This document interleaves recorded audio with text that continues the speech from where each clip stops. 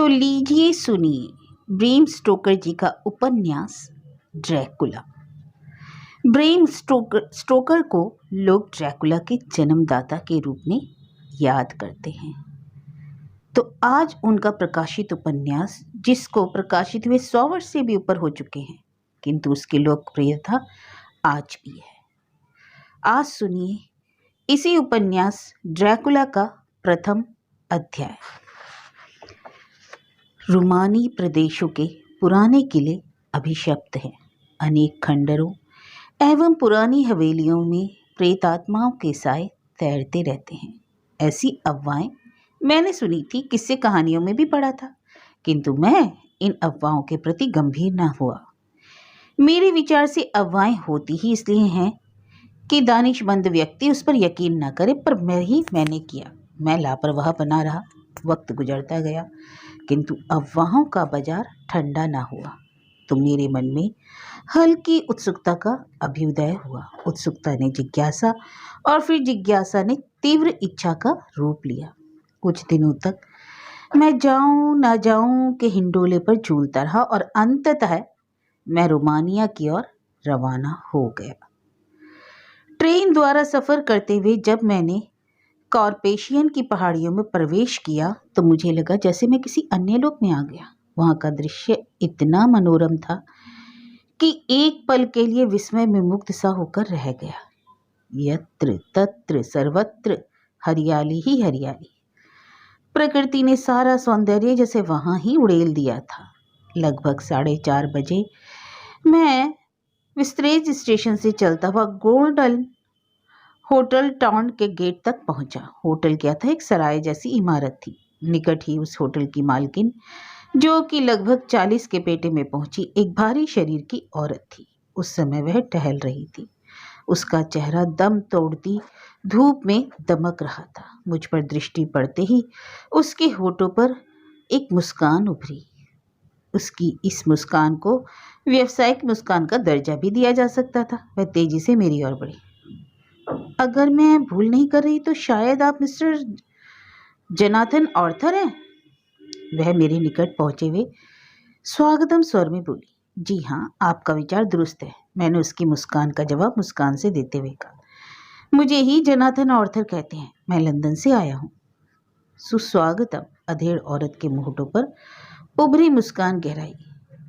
मेरा इस होटल में आपके योग्य तो नहीं है, परंतु आपको पूर्ण सुविधा प्रदान कर सकें, फिर भी हम अपनी तरफ से पूरी कोशिश करेंगे। जी धन्यवाद, मैंने संक्षिप्त उत्तर दिया। अधेड़ औरत ने निकट खड़े व्यक्ति को सामान उठाने का संकेत किया। मेरी ओर मुड़ते हुए बोली, आपके नाम एक पत्र है। पत्र? मैंने किंचित विस्मय से कहा, जी हाँ। कहने के बाद अधेड़ औरत ने एक लिफाफा निकाला, मेरे हवाले कर दिया। मैंने लिफाफा खोला, भीतर एक कागज मौजूद था। मैंने पत्र पढ़ना शुरू किया। लिखा था, प्यारे दोस्त, अनवरत प्रतीक्षा के बाद तुम्हारा आगमन हुआ, कृतज्ञ हूँ। साथ ही इन पहाड़ियों में तुम्हारा स्वागत करता हूँ। लंदन से लेकर यहाँ तक की यात्रा प्रीति कर रही होगी, अपेक्षा करता हूँ। रात भर जमकर सोने के बाद प्रातः 3 बजे विस्त्रेज पहुंच जाना। वहां से बुकोबिना जाने वाली डाक गाड़ी में तुम्हारे नाम एक सीट रिजर्व है। तुम बोगी दर्रे पर उतरना, वहां मेरी बग्गी होगी। बग्गी तुम्हें मेरे महल तक पहुंचा देगी। मुझे पूरा विश्वास है कि मेरा महल व यहाँ के वातावरण में मौजूद मोहक प्राकृतिक संपदा तुम्हारा मन मोह लेगी। शेष मिलने पर, काउंट ड्रैकुला। मैंने चेयर पर फैलकर बैठने के बाद सामने बैठे होटल के मालिक व मालकिन की ओर देखा और अपनी टांगे सामने की ओर फैलाते हुए कहा, मैं आप दोनों से कुछ जानकारी प्राप्त करना चाहता हूँ। जानकारी? जी हाँ, फरमाइए। अगर हमारी योग्य कोई सेवा हुई तो अवश्य करेंगे। मैं काउंट ड्रैकुला के विषय में जानना चाहता हूँ। क्या? अधेड़ औरत लगभग चीख पड़ी। उसकी आंखें हैरत के मारे फैल गई और मैं स्तब्ध रह गया। काउंट ड्रैकुला के जिक्र मात्र से ही मैंने अधेड़ औरत के अस्तित्व को सिकुड़कर उसकी आंखों में सिमटते फिर लुप्त होते हुए महसूस किया। उसकी बगल में बैठा अधेड़ तो सकते में ही आ गया था। शरीर पत्थर के बुत में तब्दील हुआ और आंखें फैलकर शून्य में टंगी रह गई थी। जी जी जी जी हाँ, मैंने किंचित विस्मय से कहा। मुझे काउंट के पास ऑफिस के काम से जाना है। वहाँ जाना है? दोनों पुनः उछले, इस प्रकार जैसे कुर्सी के ठीक उस स्थान पर वह जहाँ बैठे हुए थे अनगिनत जहरीले कांटे उगाए हों। मैं वे जड़ से होकर रह गई। क्या बात है? मैंने गहरी दृष्टि से उन्हें देखा। आप लोग काउंट के जिक्र पर कुछ घबरा नहीं गए? नहीं, अधेड़ दंपति ने तेजी से स्वयं को संभाला। ऐसी तो कोई बात नहीं, न कुछ तो है। मैंने उनकी आंखों में झांकने का प्रयास किया। वहां मुझे भय के अनगिनत साए गर्दिश करते नजर आए। दोनों कुछ ना बोले। कुछ देर बाद, आप वहां जाना स्थगित नहीं कर सकते? औरत ने झिझकते हुए पूछा। नहीं, मेरा वहां जाना आवश्यक है। ओह, क्या मेरा वहां जाना उचित नहीं? मेरी खोजी दृष्टि तेजी से उनके चेहरे पर घूम रही थी। नहीं, ऐसी तो कोई बात नहीं। मेरा आशय था कि अगर आप आज ना जाते तो अच्छा था। जब जाना ही है तो रुकने से क्या फायदा? इसका मतलब आप फैसला कर चुके हैं? जी हाँ, काम जरूरी है, जाना ही होगा। मैं आज आपको रोक रही थी, इसके पीछे एक विशेष प्रयोजन था। प्रयोजन? जी हाँ, आज 4 मई है, सेंट जॉर्ज दिवस। जी हाँ, किंतु मेरी यात्रा से सेंट जॉर्ज दिवस व 4 मई का क्या वास्ता? वास्ता है, अधेड़ औरत ने गंभीरता से सिर हिलाया। आज के दिन संसार की समस्त अच्छी बुरी प्रेतात्माएं जाग जाती हैं। रात्रि घिरते ही उनका तांडव शुरू होगा और जंगल व बस्तियों पर उनके खौफनाक साए मंडराने लगेंगे।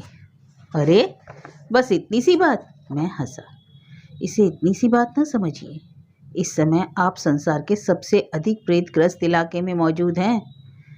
यहाँ के लोगों की निम्न स्तरीय मानसिकता में परिवर्तन करने ही तो मैं यहाँ आया हूँ, जिससे कि मेरे अनुभव उन्हें दकियानुसी विचारों से निकाल सके, उनकी समझ में आ सके कि भूत प्रेत पिशाच ये सब कल्पना व भ्रम है, इनमें से जरा भी वास्तविकता नहीं है। आप? औरत बुरी तरह भयभीत हो गई। अधेड़ पुरुष के चेहरे पर भी खौफ मंडराने लगा। आप लोग व्यर्थ डर रहे हैं। भूत प्रेतों का कोई अस्तित्व इस संसार में नहीं है। दोनों ने इस प्रकार से हिलाया जैसे कोई गर्दन दबा रहा हो। मैंने महसूस किया कि मेरे शब्दों ने ढांढस नहीं वरन उनके भीतर बैठे भय के विषधर को झंझोड़ झंझोड़ कर जगा रहे हैं। कुछ देर बाद, अगर आपने जाने का पक्का निर्णय ही ले लिया है तो जाइए। बाहर बग्गी तैयार खड़ी है। इस गाड़ी से आप बोगो दर्रे पर उतर जाना। गाड़ी आपको वहां उतारकर बुकोबिना की ओर रवाना हो जाएगी। ठीक है, मैं बोला और उठ गया। मैं तैयार होकर जब बग्गी तक पहुंचा तो कई मुसाफिर बैठ चुके थे। कुछ निकट ही खड़े सरगोशी करने के से अंदाज में बातें कर रहे थे। उनकी आंखों में भय के साए थे। बग्गी की ओर बढ़ते हुए मैंने महसूस किया कि उनकी बातों का केंद्र मैं ही था। मुझे इंगित करते हुए कोई एक दूसरे से कुछ कहता, परिणाम स्वरूप वह चौंक कर मेरी ओर देखने लगता। मैंने महसूस किया कि मुझे देखकर वह रोमांचित हो उठे थे। तत्पश्चात यही रोमांच भय में तब्दील हो जाता। ठहरिए औरधर साहब। सहसा मेरे पीछे से होटल की मालकिन का स्वरूप रहा। मैं ठिठक गया। वह निकट पहुंची। उसके हाथ में एक चैन थी। नीचे पवित्र क्रॉस का लघु आकार लटका हुआ था। जब तक मैं कुछ समझ पाता, उसने क्रॉस मेरे गले में डाला और अवरुद्ध कंठ से बोली, एक माँ की ओर से यह पवित्र उपहार, जो कि संकट की घड़ी में तुम्हारे लिए सुरक्षा कवच साबित होगा। लेकिन मैंने हैरानी से उसकी ओर देखा। इसे अपने गले से मत उतारना, तुम्हें मेरी सौगंध। उसकी आंखें छलक पड़ी। मैं विवश हो गया। ना जाने क्यों मेरे भीतर उस औरत के प्रति कृतज्ञता का भाव जगा। वह सचमुच एक माँ की तरह फिक्रमंद नजर आई। मैंने ऐसा ही करने हेतु सहमति में सिर हिलाया और उसने पांव गाड़ी की ओर बढ़ा दिए। गाड़ी हिचकोले खाती हुई आगे बढ़ रही थी। दोनों ओर नीचे ऊंचे हरे भरे दरख्त मौजूद थे। आड़ू के पेड़ की कतारें, कच्ची पगडंडियां, बग्गी बढ़ती चली जा रही थी। कब्रिस्तान, मेरे कानों में एक फुसफुसाता स्वर टकराया। मैं चौंक पड़ा। इस शब्द के बाद मैंने सबके चेहरे पर हल्दी सी पुतली महसूस की। आंखों से झांकते भय के साए दिखने लगे। मैंने खिड़की से बाहर देखा। सचमुच बग्घी एक कब्रिस्तान से गुजर रही थी। ऊंची नीची कब्रें, एक पेड़ के नीचे दोनों ओर पवित्र सलीबें खड़ी थी। उस पर दृष्टि पड़ते ही मेरे निकट बैठे मुसाफिरों ने सीने पर क्रॉस बनाया और प्रार्थना पूर्वक अंदाज में बुदबुदाने लगे। गाड़ी एक ठंडी घाटी में उतरी। यहाँ ठंड कुछ अधिक थी। सनसनाती हवा सीने को चीरती सी महसूस होती थी। मैंने सीट की पुश से टेक लगाई और अपनी आंखें मूंद ली। मैं अभी कुछ सोचने का प्रयास कर ही रहा था कि मेरे कानों में चंद शब्द क्षणिक अंतराल के बाद टकराए। खूनी प्रेत, जीवित पिशाच, पिशाच जो भेड़िया खून पीता है। मैंने आंखें बंद कर ली।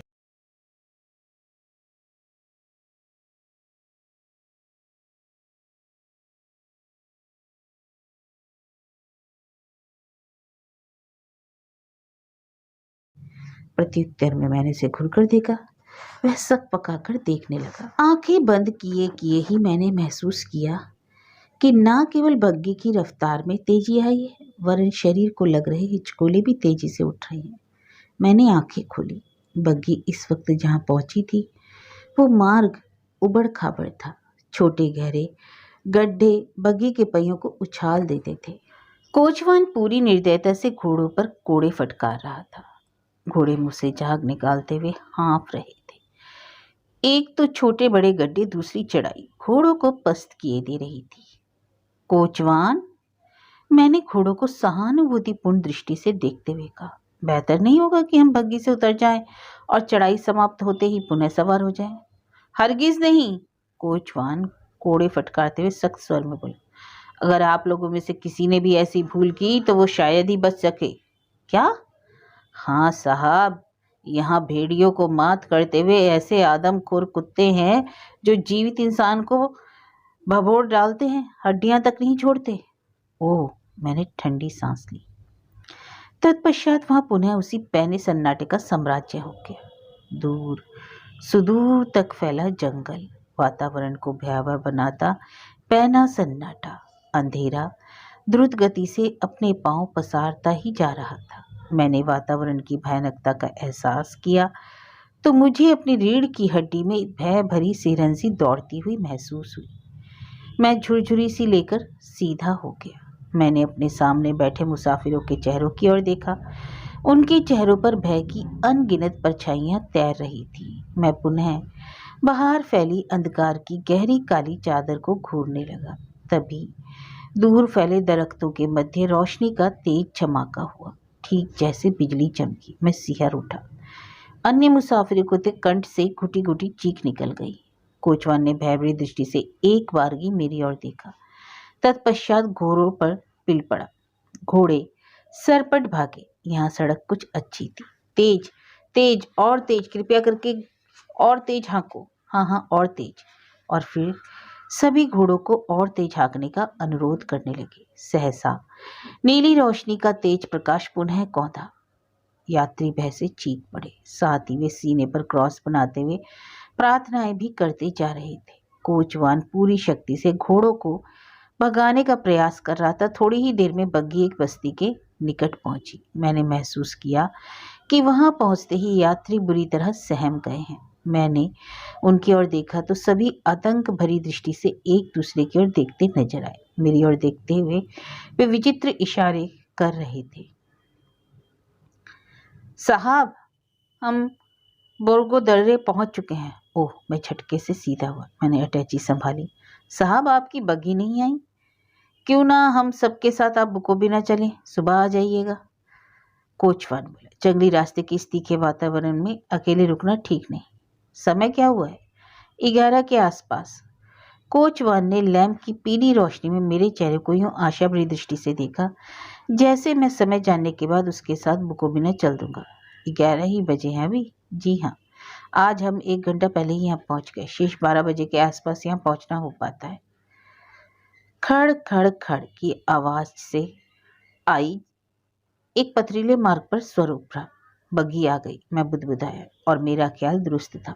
चंद सेकंड बाद ही एक आलीशान बग्गी आ गई और पथरीले मार्ग पर पड़ती हुई निरंतर हमारी ओर आगे बढ़ती चली आ रही थी। लैंप की रोशनी में मैंने देखा बग्गी में 4 बढ़िया किस्म के घोड़े जुते हुए थे। कोचवान की सीट पर बैठे व्यक्ति के शरीर का रंग उल्टे तवे की तरह काला था। चेहरे पर लंबी सफेद दाढ़ी, सिर पर रखे हैट को उसने चेहरे पर झुका रखा था। यात्री उस बग्घी को देखते ही सहम गए। वे तेजी से सीने पर क्रॉस बनाने लगे। बग्घी रुकी। आज 11 बजे ही पहुंच गए मित्र, कोचवान ने गाड़ी के कोचवान को चुभती दृष्टि से देखते हुए कहा। जी हाँ, कोचवान खौफ से थर थर कांपने लगा। इन साहब को जरा जल्दी थी, मैं यहाँ शीघ्र पहुंचना चाहता था। तुमने ठीक कहा, शायद यही वजह थी कि जिसके कारण तुम इन साहब को बुको भी न जाने हो तो प्रेरित कर रहे थे। नहीं, कोचवान के कंठ से घुटी घुटी सी चीख निकल गई। भय से थर थर कांप उठा। वह निर्दयता से मुस्कुराए। मेरे कान हवा से बातें करने वाले घोड़ों से भी तेज हैं, मुझे इस प्रकार धोखा नहीं दिया जा सकता। वह मुस्कुराते हुए सरसराते स्वर में बोला। मैंने अपनी रीढ़ की हड्डी में कंपन महसूस किया। मुस्कुराते हुए उसके सफेद दांत चमक उठे। उन्हें देखते ही बरबसी किसी शिकारी कुत्ते के दांतों की याद ताजा होती थी। उसके इन शब्दों को सुनकर कोचवान का डर कई गुना बढ़ गया। साहब का सामान मुझे पकड़ा दो, उसने कंधे उचकाते हुए कहा। कोचवान हिला। उसने सामान उसकी ओर बढ़ाया। भारी भरकम व्यक्ति ने द्रुत गति से सामान पकड़ा और मुझसे बोला, आइए आप भी उतर आइए। मैं उतरा। उस व्यक्ति ने इतना अवसर भी ना दिया कि मैं अपने सहपाठियों से विदाई के कहे जाने वाले औपचारिकतापूर्ण शब्दों को बोल पाता। मैं आलीशान बग्घी की ओर बढ़ा। मेरे बैठते ही घोड़ों को जैसे एड़ लग गई। वे हवा से बातें करने लगे। मैं सिकुड़ कर सिमट कर बग्घी को लग रहे हिचकोलों में झूलने लगा।